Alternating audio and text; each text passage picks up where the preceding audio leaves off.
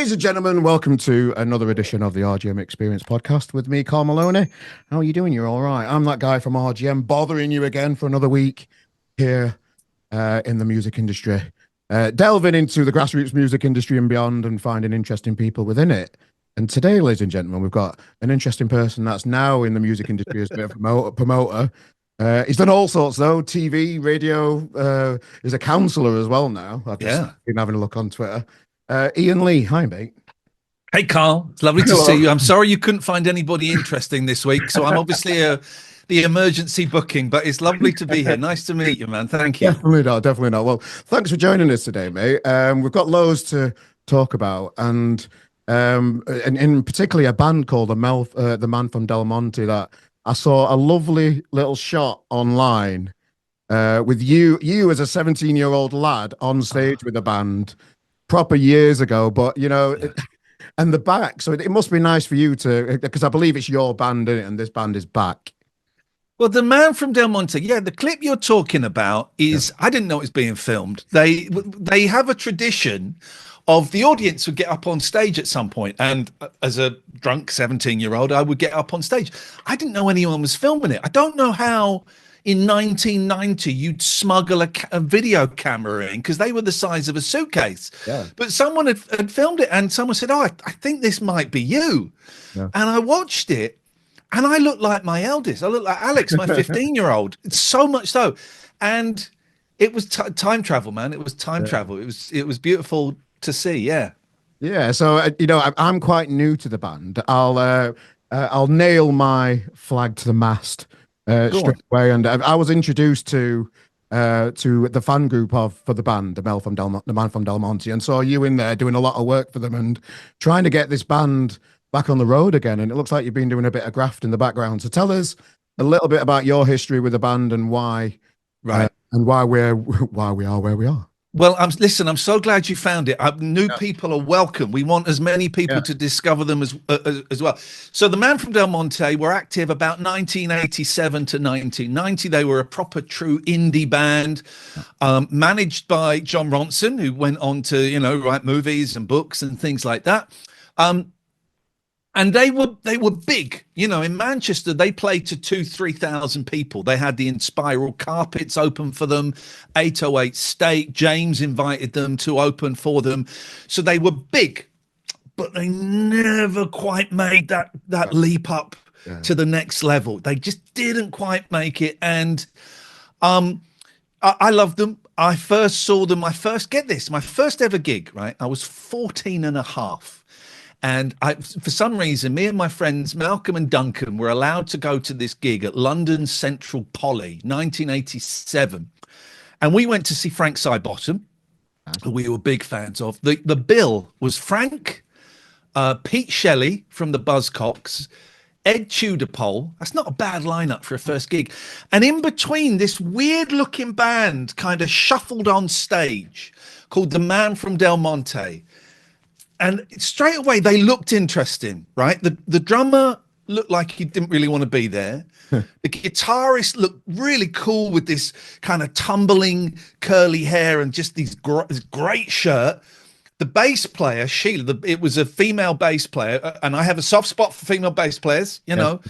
And the lead singer, this guy at the front with this acoustic guitar, half of his head was shaved. The other half was long hair down nearly to his shoulders. And they looked weird, right?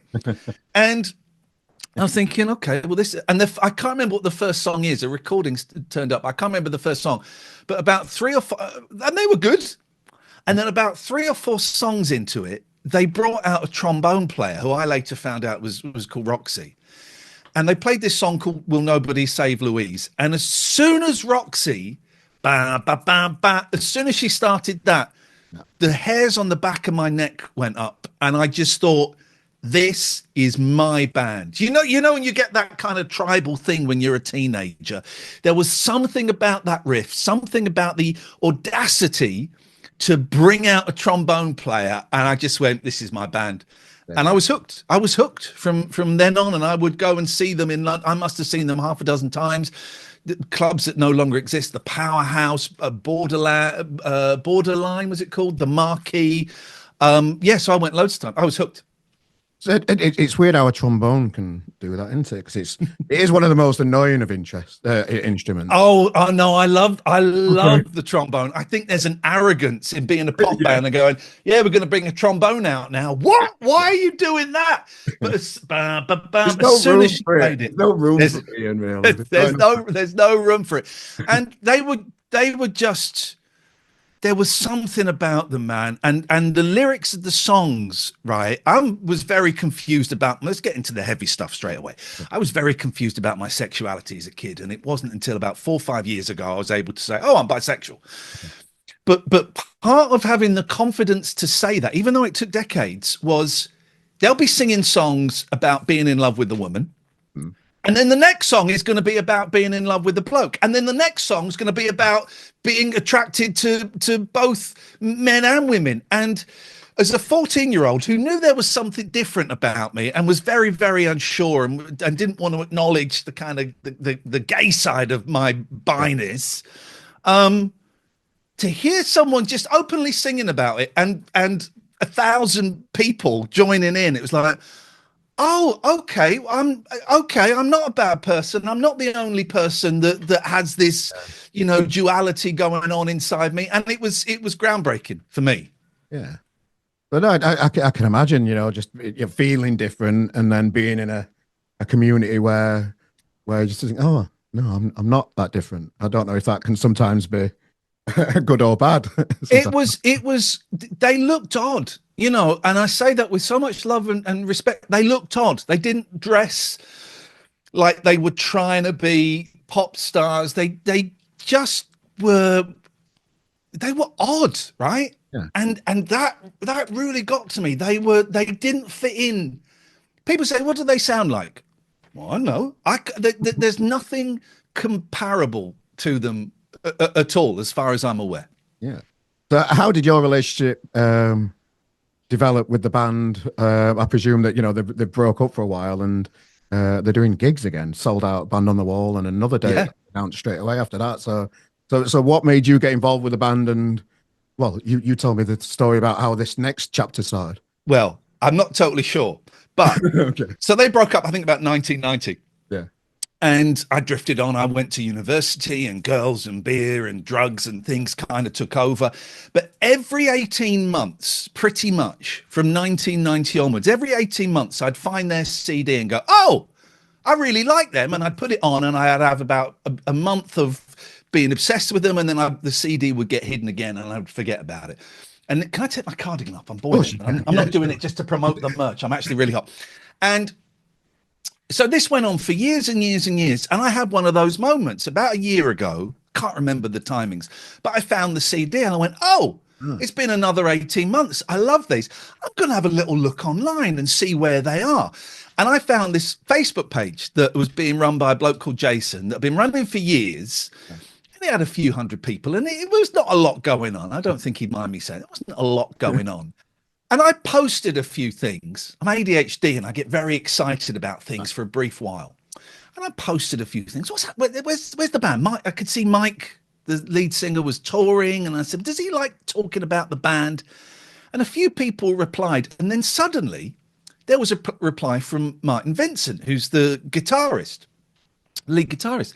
And he replied. And I thought, oh, shit. Okay. And I don't want to sound too weird, but I'd sort of found the others online. I could see them. I didn't bother them. I could see them. Okay. And I said to Martin, maybe this was a year ago. I don't know. I said, you ever thought about getting back together? Oh, no. The others wouldn't want to do that. Okay. And then quite a while later, there was a guy called Julian West who was on there going, has anyone got the albums on CD? And I got in touch and said, yeah, I've got a spare. I'll send it to you if hang on, your last name's West. You're not related to Mike West. He went, oh, yeah, I'm his son. And I thought, right. Oh, right.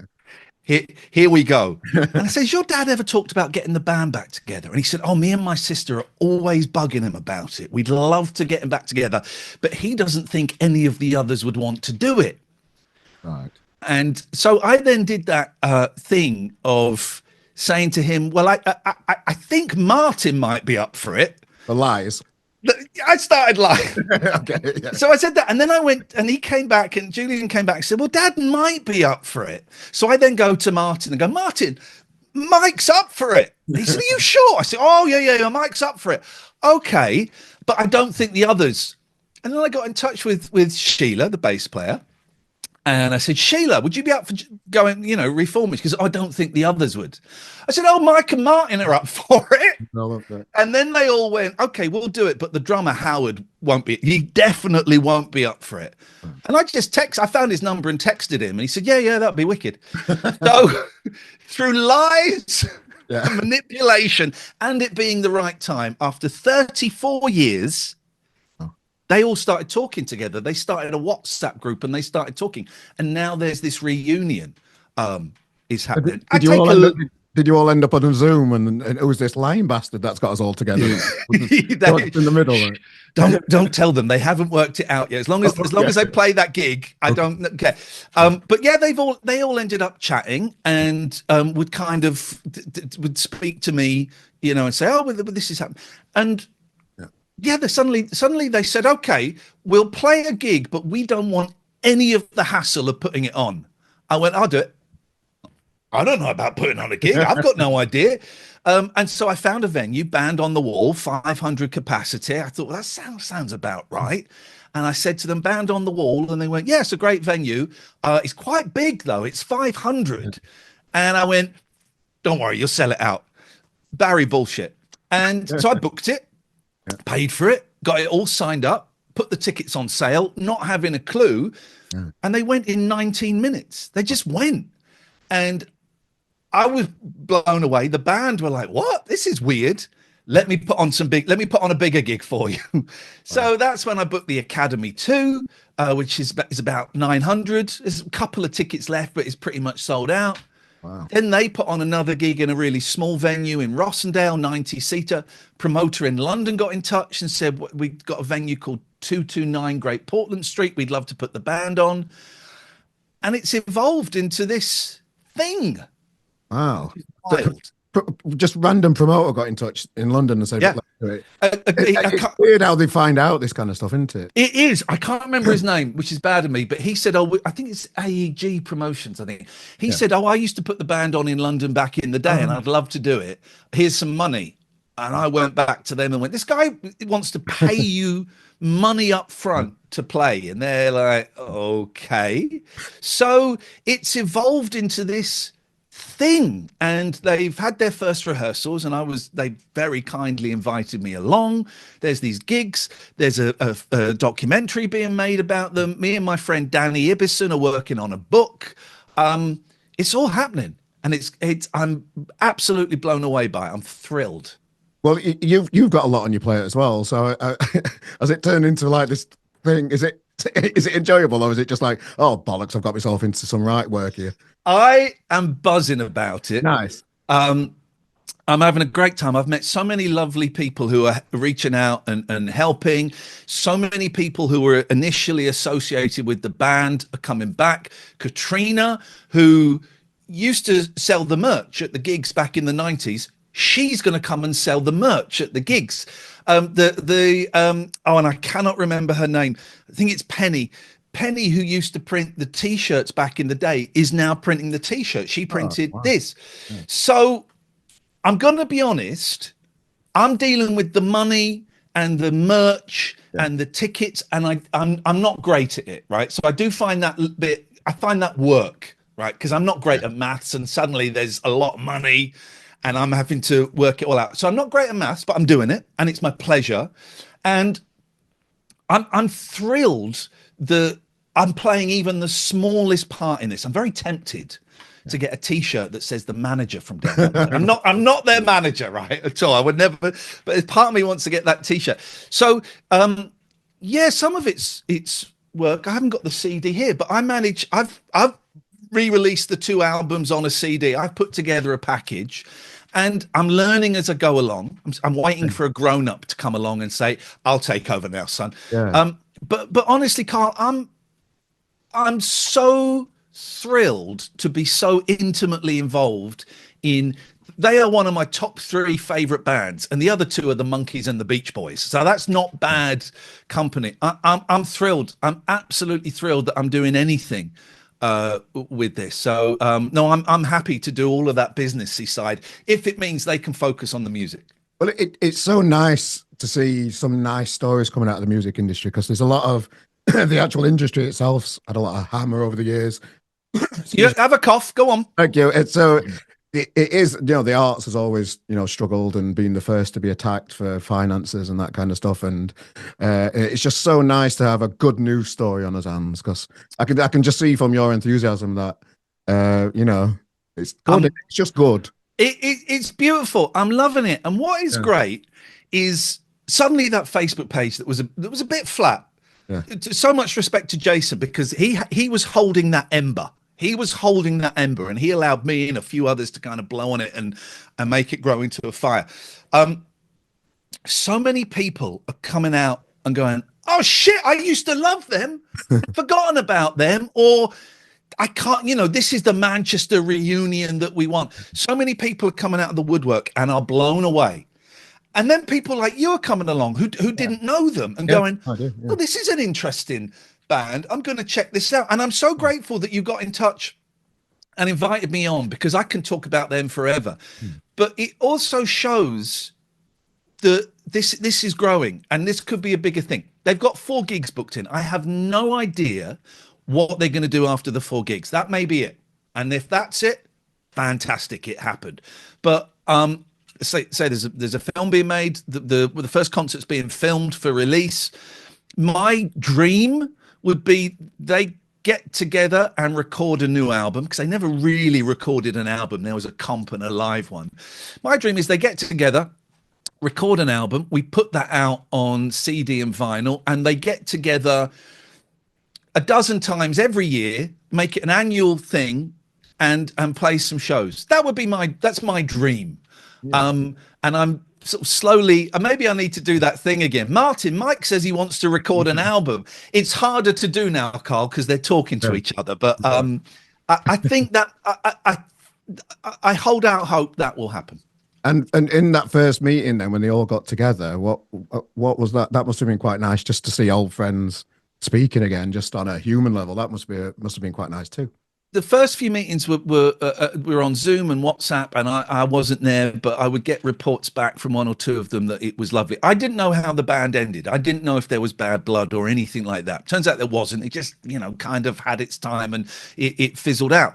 And like I said, 2 or 3 weeks ago, they had their first physical being in the same room rehearsal. Mike's got a studio, gorgeous studio in Borth, in Wales, and and they invited me there for the second day, and I was so nervous, because never meet your heroes, right? And I was so nervous. It was a 5-hour drive there, and on the way there, I'm thinking, oh, this is going to be weird. And I walked in, and they were all stood there. And the first thing we all just started laughing. And the first thing Sheila said was, "Do we look really old to you?" And I said, "No, you look beautiful, just as beautiful, all 4 of them, as you did back in the day. Of course, we're all a bit older. I'm significantly older. Well, they're the same amount older than me, because it was the same time ago." I said, "You look beautiful, all of you. This is, I never thought I'd see the 4 of you stood together." And I was there for about 8 hours. And listening to them play, Carl, fuck me, it was amazing, and I had to do everything I could to not fanboy. I was sat there, I cried quite a few times. They play Water in My Eyes, right, which I think is a great lost pop classic. For me, it's up there with Daydream Believer as a pop classic. And they played it, and I was sobbing. They didn't see it, but I was sobbing. And what was lovely is, after that weekend, all 4 of them got in touch with me independently and said, "Thank you so much for being a part of this. We are having the most fun being in each other's company and playing together. Didn't think it would ever happen. Didn't think it would be like this." And that for me was what it was all about. The 4 of them rekindling their friendships and enjoying playing together. That's beautiful, man. It is, yeah. Did they know you, Iain Lee, off the telly?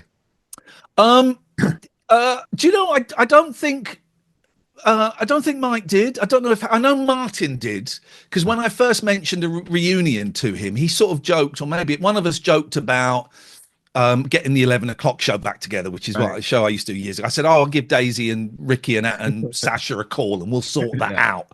So he knew. Sheila knows. You know, we were talking about being on the telly and stuff like that, but that wasn't important to them. And I became a 15-year-old fan again, and they just had someone who was really excited and really passionate and was able to remind them, or perhaps tell them for the first time, how important their music was now, 34 years later, how important it was back then in 1989, and that people still wanted to hear it. And a couple of them have expressed it's come at the right time for them, right, in their lives, because life happens, and they're feeling wanted. They're feeling wanted for, you know, I don't want to say for the first time in a while, because they've all got families and lives, but they're feeling wanted by a group of people that they thought had forgotten them. Nice. And how are the knees, and is the trombone still there? Roxy's not playing the first gig. I know that much. Right. I think the four of them just want to see how it gets on and see how it goes. They're very, very nervous about playing this first gig. Right. I'm optimistic that when it goes really well, because it will, it can't not go well. They could stand on stage and do nothing for 50 minutes and people would love it, right? So I'm optimistic, even though they've not said anything, that at some point they'll get Roxy up on stage. And there were a few members a bit later on towards the end, a guy called Danny. I hope that they get to do an encore with the band at some point, but that's just me projecting. No one said anything from the band yet, but it can't not go wrong. It's already sold out. It's sold out to people that sounds, you know, they love the band already. The venue is an amazing venue. I was in that venue just a couple of weeks ago. Is it good? I've not been to band. I've heard great things about it. It's been done up recently, and it's a lovely stage. It takes a little bit to get to the bar when it's full. That's the only thing. Okay. Get in there early, everybody. Get in there early, yeah. But it's an amazing venue, really good sound. I was backstage in it, you know, it's nice and all that kind of stuff. And it's a beautiful new venue. Well, really, I've heard so many wonderful things about that. And they're also playing, let me get the plugs in. They're also playing the Manchester Academy 2 on the 12th. There's a handful of tickets there, and I've heard that's great. They played it back in the day when it was called something else, but I don't know what it was called. Maybe was that the International? I've lived in Manchester 5 years. I've only ever well, this is a long time ago. And then they're playing this gig 229 Great Portland Street on, I think, April the 26th, I think. And I think there's still a handful of tickets. Oh, we'll stick the link within the description of this video anyway. So thank you, Carl. I appreciate that, check man. all the dates and check out the website. Thank you. But what a beautiful story of a band coming back together. I have a similar kind of relationship with the Wonder Stuff. Well, I pick them up every 18 months, and it's just funny that you say you just have those relationships with bands, don't they? And I interviewed Miles from the band, and just, you know, when you can be quite fearsome going into interviews sometimes. Yeah. I get a bit of fight or flight just even today with you, and sometimes with bands where I'm just like, my body's just saying you just run. You don't really want to do this, but you do. So why do you do it? What do you get from getting me on and talk? And Miles Hunt, you know, we've had exchanges on Twitter. What a gentleman! So why do you do it? This thing, RGM, this magazine thing. I've always been a bit of a show off, so it's not the end of the world. I don't feel like I've got anxiety. I know as soon as that I start talking, everything's fine. I just get this weird thing sometimes before I speak to new people that I just think, oh, I just wish they'd just send me an email and cancel it. You know what I mean? It's just like I don't want to. It's not like I don't want to do it. I'm just like, oh, I could just do without this extra bit of stress in my life right now. But every time I start a conversation, everything's just perfect. And I presume that's a normal type of thing. It is. I get the same thing. I get the same thing when I'm going out with friends. Going, I really hope they send me a text and say they can't do it genuinely. And I get it with interviews, and I don't. Oh no, I've had a couple of interviews go badly, but I've done 1,000 of the buggers. But of course, I checked out what you were doing and stuff like that. And you're great. at this, man, and this is going really well. It's nice to speak to someone who's interested in music, and is allowing me to be as passionate and as gushing as I am about this band. So genuinely, I'm grateful you've asked me on, Carl. You're very welcome in it. And excuse me, I'm trying to get over this cold thing that's just stay hanging around me. I've been in and around bands for 20 years and that all failed. I tried stand-up comedy for a year. I was absolutely shit at that. Oh, that's a tough one, stand-up. Yeah, I know you've had a go, haven't you, mate, as well? Oh, yeah, I had a go on it and I went, yeah, it's all right. I'm fine, thanks. Yeah, but my passion was always music, and I ended up through doing comedy. I started hosting music gigs in Sheffield again, and presenting gigs and that kind of stuff. And I needed a website to put the interviews on. Yeah. It called it Carl Maloney Presents. Somebody told me that it's not all about you, mate. So I changed it to Rate Good Music. It changed to RGM, and it's kind of organically over the last 15 years just turned into this music magazine that is a passion really for me now. Yeah. And it's given me a lot of purpose in life as well. I've got a normal 9-to-5 job. But it's given me something that I'm passionate about, that I love doing, that I just, I'd be a worse off person not having it, if you know what I mean. I think doing something creative and artistic can be really important and can be really healthy. I got a proper job. I don't really do TV and radio anymore. 4.5 years, I stopped getting phone calls. I lost my job on the radio. No one phoned up anymore. So I've retrained as a counselor. I work in mental health. That's my daytime job, and I love it. It's nice to have something that is completely different, that is artistic, that, I'm going to meet 1,500 people next year who will be thrilled that this is happening. So, well done you. And you've been keeping it going for 15 years. Yeah. That's a long time. It is a long time, but it's not work when you enjoy it, is it? And I do know a lot of like friends and that kind of stuff that I see that I don't feel like they've got like a purpose in their life, and they struggle a bit. I'm mid-40s now, and I look around at a lot of people around me that are just tapping their fingers, probably doing things they shouldn't be doing and that kind of stuff. And and having a purpose keeps you out of trouble in a way as well. And it's just it just keeps me out of trouble, and I love it. It's good for your mental health. For some people, I don't say for everyone, but I think if you have an artistic leaning, I think creating stuff, making stuff, it can be really, really good for your mental health. If you don't put pressure on yourself, if you don't say, right, I've got to get 15,000 downloads and it's got to be this, and if you're enjoying it, as I'm enjoying with the band, it's I've got to do some complicated sums, but I'm enjoying it.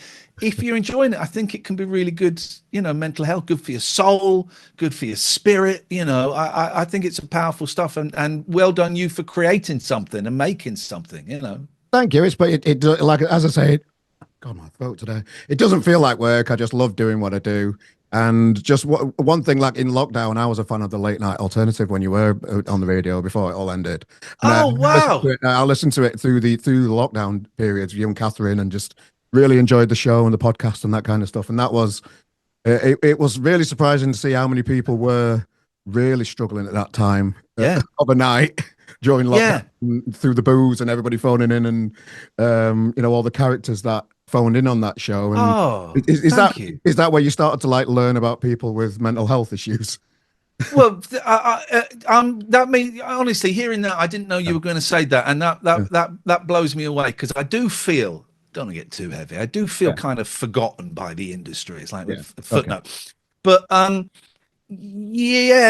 I used to host a phone-in show with Catherine Boyle, and it was on Talk Radio, and I did it on LBC, and I did it a few other places, and it was really, really silly, right? I remember we played hide and seek on the radio, where people would phone us up. We had to guess where they were. And then I went and hid out somewhere I went and hid in some bins outside the studio, and people had to phone in and that's the kind of nonsense we did. We built dens in the studio once. Absolute nonsense. And it was great. And we'd also, I'd also talk about mental health, about about my addiction. I'm a coke addict and an alcoholic and all of that stuff. And me talking about that, people would call in and share their stuff as well, which was powerful. And the thing that really convinced me maybe I should get some training was, we had a guy called Chris, who had taken taken an overdose, and he was out in the street somewhere in Plymouth, and he didn't have a clue where he was, and we kept him on the air and got him to describe what he could see. And someone phoned up and went, I know exactly where that is. We called the ambulance. We had him on the phone for half an hour. He stopped talking for 7 minutes, and I thought, oh, shit, this guy's dead. And then he started again. Police turned up. They took him to ICU, and they saved his life, literally saved his life. And I found that really traumatic. And it was after that call, I thought, right, if I'd have had some training, could I have handled that better? If I knew what I was doing, could I have handled that better? And that planted one of the seeds about retraining to be a counsellor. And then I lost my job during lockdown from talk radio because we weren't racist enough, and because two of the presenters hated us. Yeah. I won't say names, but they're arseholes. And so I lost my job, and no one was phoning, no one was knocking on the door saying, "Oh, we'll have you, Iain." I mean, that was it. And suddenly I found myself signing up for a diploma and retraining. And genuinely hearing you say that you listened to it and it meant something to you, that gets me quite emotional, right? And that is powerful stuff, and it makes me think, oh shit, okay, it was worthwhile. There was something more about it than just some dickhead on the radio at 11 o'clock at night saying, if you had to have a fight with the Beatles, which one do you think you could beat first? So let's hang around that though. Can we do that just while we're on it?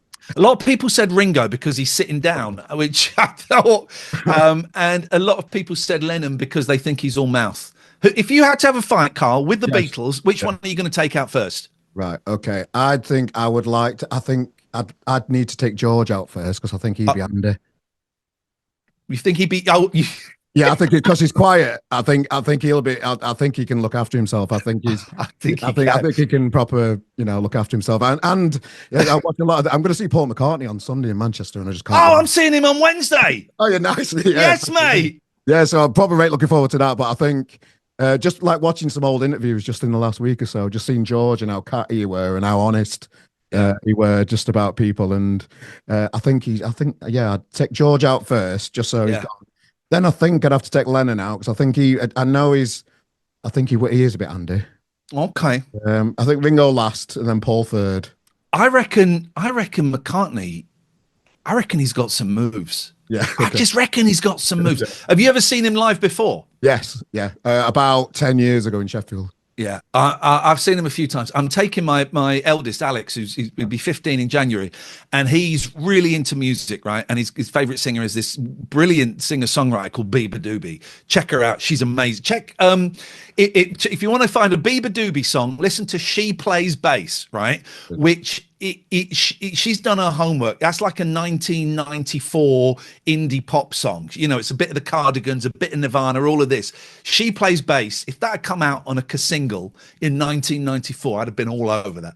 But he also loves the Beatles, and he's going to see, probably, quite possibly, this will be the last chance for him to do it. He's going to see a Beatle, which means in 60 years' time, he'll be able to tell his grandkids he saw McCartney, he saw a Beatle.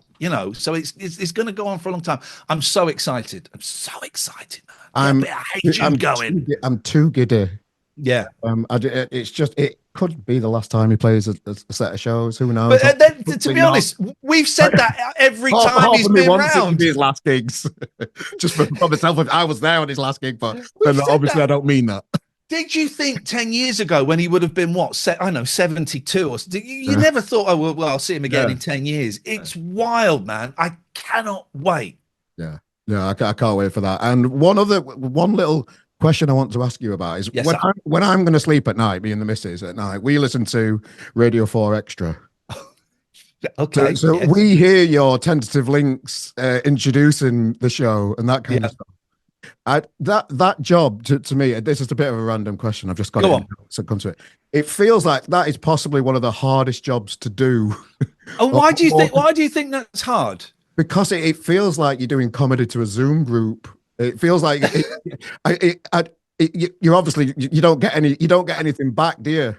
That's it, right. So for those who don't know, Radio 4 Yeah. Extra, through the week between 10 and midnight, they play old comedy shows. They call it the Comedy Club, and they'll have a comedian Yeah. going in and doing the links, right? And so they have these people, and apparently everyone writes their stuff, right? Yeah. So you get a script of this show's coming up, and it's got such and such in, and it's from 2001, and then everyone writes gags, and I'm the only one that goes in and busks it. Right. Oh no. And we do it all in one afternoon. It takes. Oh, it comes. This is my cat. Oh, hello. It My takes me cat Fernando's around somewhere. Oh, Fernando's a great name. I've got 3 cats. I don't know where biggest is. Anyway, I go in. It takes 2.5 hours. That includes interviewing a comedian, and I just rattle through them, and I make it up on the spot. And it is the most fun gig I can have. I get to work with this brilliant producer, Kerry, and she laughs. And but yeah, it's weird. You're trying to say stuff that you think is funny, and my imposter syndrome kicks in, and I'll do it. I'll record Saturday's links. And I'll go, Kerry, was that all right? Because yeah, it was great. but was it all right? Because I was just talking bollocks. Yeah, no, it's great. And I'll do it. And it's a great gig, and I do it maybe once every 7-8 weeks, and I absolutely love it. And that, and I do a Patreon show every Friday night with Catherine. Yeah. Still. Cannot get rid of her. In the last 18 months, things have got a little bit romantic as well, but that's by the by. Oh, there's a bit of gossip that no one knows. Yeah, we started seeing each other very, very recently, and it's wow. She's just the most wonderful human being ever. Was gushing there. So we do a show every Friday night. I could see that coming, by the way. Could you? Because neither of us could. I don't know. Just the relationship between you both. It's always. She looks like she manages you, mate. Though she has the hand. If I go too far, she does the hand. Okay. When we're doing the streaming, she pinches my leg. If I'm going too far, I've been working with her for years and years and years, and we were just such great friends. We got on so well, and the most creative person I've ever worked with. And I worked with Sasha and Gervais and all of that. The most creative person, and then my marriage fell apart. Her marriage fell apart, and about 18 months ago, maybe a little bit longer now, we went, oh, I quite like you. I quite like you too. And who said it first? That must have been like, because if it had gone the other way, it could have been quite damaging to your relationship. I said it first. Okay. And so we what am I talking about that? So we do a show every Friday night, and that and doing the comedy club, they're kind of me keeping my little toe in the water, and that scratches the itch that I've got. I don't have much of an itch these days, but that scratches it.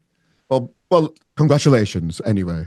Thank you. Nice to see you as a couple, and that a lovely couple. Can I come to the wedding? You buy a hat, Carl. Yeah, buy a hat, and you'll get an invite. Fair enough. Well, you mentioned the 11 o'clock show there. It's an Iain Lee interview. Everybody's got to mention it a little bit. I was a fan of it. You know, how do you look back on? Was that the first TV thing that you did? That was the first. That was the first TV thing. It was my last roll of the dice. I was doing stand up and I wasn't very good, and I'd auditioned for loads of things and I never got anywhere. And this audition came up, and I went, right, well, this is it. This is the last one. If it just don't work, I'm getting a proper job. And it worked. And somehow they picked me, and it was my first gig, and it is something I am incredibly proud of. I'm thrilled by it. A lot of it doesn't stand up to scrutiny now in the way that shocking comedy from 1998, 99 on Channel 4 is supposed. They wanted it to be offensive, and a lot of it is, and a lot of it is. I wouldn't say these things nowadays. However, I said them 25 years ago. It was a comedy at the time, and I'm really, really proud of it. And I got to work with some of my best friends. I got to work with Mackenzie, who I was living with at the time, Paul Garner, Alex Lowe, who does Clinton Baptiste. I got to sit and watch, whatever you think of them now, I got to sit and watch Gervais, when I think he was at his peak, sat 2 foot away from me doing his stuff. I got to watch Sasha doing his Ali G stuff, Charlie Brooker wrote for it. Jimmy Carr was the warm-up guy in the studio. It was an amazing time, and quite often, as we do when we're young, I didn't appreciate it as much as I should have done, and quite often we don't when we're kids. I was 24, but yeah, it's something I'm very, very proud of. No, I can remember really enjoying it and seeing Ricky Gervais for the first time, thinking he's not funny, but I've been to see him live and stuff. I don't mind his stand up. He gets a bit of stick for it, but It's not my cup of tea now, but I yeah, loved him then. And he split everyone 50-50. yeah. There was a period when he was going to be the co-host with me instead of Oh, Daisy. yeah. But I remember he filmed something and everybody in the office was called into the producer's office, Dom's office, and he put this tape on, and half the room laughed and half didn't. And he said, "Right, do we hire this bloke or not? Is it funny or not?" Yeah. And people were very passionate. No one went, "It's all right." People either said he's brilliant or he's shit. Yeah. And yeah, he split the audience 50-50. But yeah, Just those two people, who would have thought how massive they are now in the mainstream of not yeah, just the country, of America and all over the world. two of them People. became the biggest comedy stars in the world for a while. Mackenzie went Yeah. on to, be this beautiful, sensitive, hilarious writer and director. Who'd have thunk it at the time? It is mad. It is, and the jungle's just finished. I know you enjoyed your time in there, or did you enjoy your time in there? I did, it was ups and downs. I was in there with some arseholes. But yeah, I enjoyed it. I did it I'm a massive because fan of that show, and I did watch your series, and I've just finished watching the new one. Um, I it, I don't watch it. they've changed it because everybody seems nice to each other now. There's no arguments. I'd heard this series, they got nice people. I don't watch it. I was never a massive fan of it. And it feels, I get a bit jealous watching people doing it. Yeah. I did it because no one was promoting my radio show. So I thought, Yeah. I'll go on in front of 15 million people and say I'm doing a TV show. And my kids, it was 7 years ago. So they would have been, Jesus, they would have been 5 and 7 babies. And they had never seen me on telly. They'd never seen anything. And I'd show them old videos and they were unimpressed. And I thought, right, well, I'm going to go on the biggest entertainment show in the country and show them what I used to do. Yeah. And yeah, they were thrilled by it. So it worked. And you know what? You get a decent sized check at the end of it as well. So that didn't hurt. I'm not going to say money wasn't a motivating factor. Yeah, of course it was. And is it as difficult as what they make it out to be, or not? What do you mean? But are you asking if we get to go and like, stay in hotels and we get pizza? I don't. I wouldn't think that they'd get away with that. But I just mean, like, are you really starving? Are the trials really that bad? Yeah. Yes, and yes, and yes, and yes, and yes. You are really starving. That's why I stole the strawberries. And the reason I stole the strawberries, right, is Okay. let's get there. Is because we spent 45 minutes you didn't see umming and ahhing, and all the time I was thinking, right, will my two best friends find it funny? Yep. And the camp will find out at some point, can I withstand the vitriol I'm going to get? And I said yes to both. Yeah. And that's why we did it. And I manipulated. No one knows this, right? I've never said this, I don't think. It was with Amir Khan, who's a boxer, and he's not the brightest lad in the world.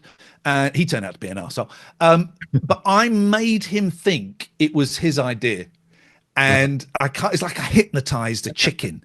And we did it. And yeah, it's tough. You do go starving. That fucking underwater challenge was horrendous. The one where I was 100, I genuinely thought, right, there's one where I'm 100 feet in the air. I'm on this balsa wood aeroplane and it's moving out. You got to grab these stars, and then right at the end, in the middle, 100 feet in the air, there's a big star, right? And obviously you got a harness on.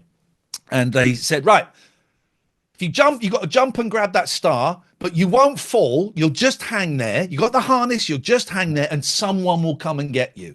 And I kept saying, are you sure I won't fall? They said, you cannot fall. You promise me I can't fall. You cannot fall. And I jumped and I grabbed it and I fell. And I swear to God, I really thought I was going to die. Right? I really thought, fuck. Because that happened like 30, 40 years ago on a TV program. A bloke did that and died. I thought, fuck, I'm dead. Yeah. And then I went down to the ground, and then I bounced back up, and I thought, you absolute bastards, it's a fucking bungee rope. Right. And it was traumatic, Yeah. But I did it. I was the only person to get 10 stars on a solo mission. Nice. But it was intense. Yeah, it was a wild time. But you don't, and you've never turned to telly on and just watched a new episode or anything like that? No, it's not for me. It's not for me, that program. So you mentioned you manipulated Amir Khan into Yes. doing things. You mentioned earlier on the radio about, you've saved somebody's life on the radio. Yes. All these skills feel like they come natural to you, and it's moved you into a new stage of your life, which is counseling, dealing with, depression, Yeah. trauma, anxiety. I'm just reading the list of stuff that you advertise Yeah. on your Twitter page there.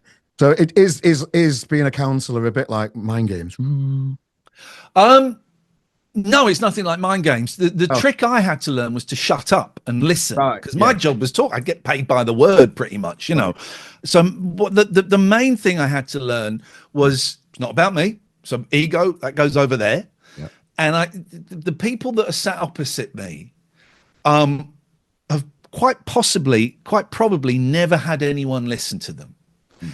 So I sit and listen. Basically, what counselling is. There's a few other things Yeah. at all. It's not about manipulating. It's not about saying, "Oh, I think you should do this."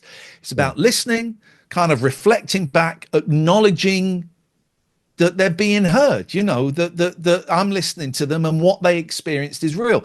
And I will never get over the privilege of being sat opposite someone. And some know I haven't got any fans as clients, right? I wouldn't do that. But some people know I've been on the telly. Some people never heard of me. Yeah. And I will never get over the privilege of someone sat opposite me and them sharing their most intimate, quite often their darkest experiences with me. That to me is a privilege. It's a privilege to have someone say, I'm getting quite emotional. XYZ happened to me and I feel like ABC. It's amazing. Clearly I'm hearing some of the worst stuff you could imagine hearing. And it's a privilege. And then when someone after a time wants to finish working with me because they've got to a point in their life where perhaps they don't need to speak to me on every week or every other week, whatever it is. Why is this so difficult to talk about? That blows my mind. It's a real. I can't lie. I get something out of it. It's a real sense of pride and achievement. Right. I earned quite a bit of money when I was on the radio. I earned a lot back in the day when I was on the telly, and I thought that was what was important. Right. And I thought that made me a better man and a better dad. But I'm earning enough. I've got food in the fridge. Yeah. I can pay the mortgage and I can do some nice things with my kids. That's it. That's what turns out for me. That's what's important. It's not, doing a show in front of 15 million people. It's not winning, although I think you can see them in the background. It's not winning awards, right? That stuff's nice. That stuff's lovely. But it turns out it's not what fills this. Right. And being sat opposite someone who is sharing some heavy stuff, is for me is contentment. That doesn't sound it sounds a little bit perverse actually, but the job gives me contentment, which I didn't have, it turns out, doing the radio. And is it, you've been really open and honest about your own mental health over the years and that kind of stuff. Does doing it help you as well in any way? That's an excellent question, Carl. Yeah, I guess so. In as much as the contentment, I'll be honest, I'm having a bit of a low. I'm bipolar. I'm on meds for it. And at the moment, I don't think the meds are doing what they're meant to do, and I'm having quite a low swing, And I spent yesterday in bed crying a bit. That's all right. And this is great because it's taken me out of myself. It makes me more aware of what I am and how I fit. The question was, does it help me? Yes, is the short answer to it. Yes, it does. It takes me out of myself, and it's really helpful. But it's not a cure-all. Sorry, Patty, come in, sit down, please. It's not a cure-all. It doesn't stop me having very, very low periods and feeling depressed. It doesn't stop it. Does it help, like, with it, because we were talking about it earlier, having a bit of more of a purpose in life and that kind of stuff, and having the appointments through the day, more structure in the day, because in the creative world, there's not a lot of structure in your life sometimes. Well, do you know what? With the Yeah. radio, there was structure because I was booked Yeah. to do a show 10 till 1, Right. Monday to Friday. So there was that structure. But in terms of working now, I get to decide what days I work, Yeah. what times I work, how many people within certain parameters, because sometimes people, you don't get people inquiring, but I'm in control of it. And that is incredible, and is a freedom I've never had. It's still that fear of shit. I'm not, I've got a quiet week. Am I going to have enough to feed my 3 cats? They eat before me, don't you, Pats? So there is, but I don't want to use the word happiness, because happiness isn't quite the right word. There is a contentment doing this that I never got doing the radio. Yeah. Well, Iain, I just want to thank you for your time, your generous time today, and joining us on the podcast for a bit of a chinwag and introduce people to the Man from Delmonte. Which That's what we were here to talk about. I forgot. Yeah. I'm trying to make it full circle here. So yeah, within the description of the podcast, just in the links, if you're listening to it, it's just underneath. You can click and get the last few tickets for the Academy gig for the Man from Delmonte. Will they have the trombone by the time they get to Academy? Who knows? You'll have to buy a ticket and see.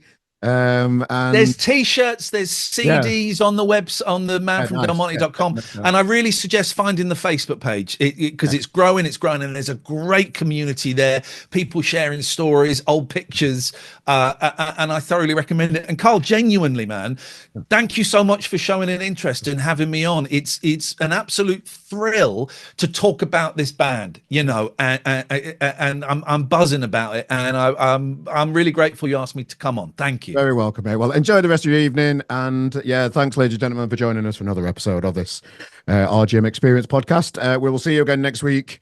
Toodle-oo. Toodle-oo. Hey, ladies and gentlemen, welcome to my little studio. We're just having a look around. This is where I record loads of good chats. And you know that already because you've just finished one. Ladies and gentlemen, if you enjoyed it, have a look around. Look at this. There's different videos all around here. New videos that you can enjoy too. I promise you, it'll be all right. Nice one. Thanks for tuning in again, guys. See you soon.